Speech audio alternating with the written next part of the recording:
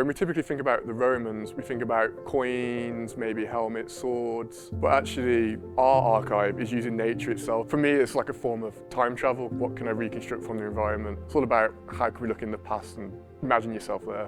For me, that's the excitement of it.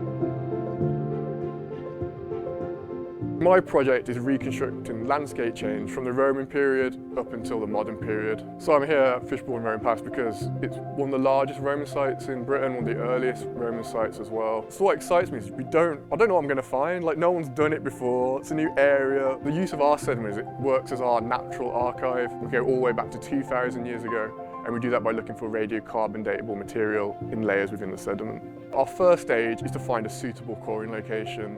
And to do that, we want to look for somewhere that's untouched, because if we go somewhere that's all been dug up by people, the sediment's not going to be in that nicely laminated layers. We'll take them back to the lab, we'll clean off the surface of these cores, look for any bits of wood that we use to radiocarbon date.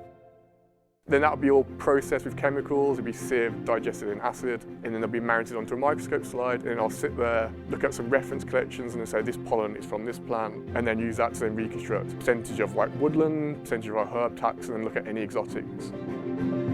In terms of pollen, the most unusual things we've got is our vitis, which is our grape pollen, and also some exotic spruce and picea. Also, we've even found a little tiny weevil head down in the bottom of our sediment core as well. The people at the palace found a centurion helmet in the salt marsh as well, so it's not just organic matter you might find. There's a few reasons why my research is interesting. The first part is just understanding the landscape change, the wider change in Britain. Then also think about the heritage of people, what can it tell us about British history, what can tell us about the Romans, and then that also ties into wider Europe as well.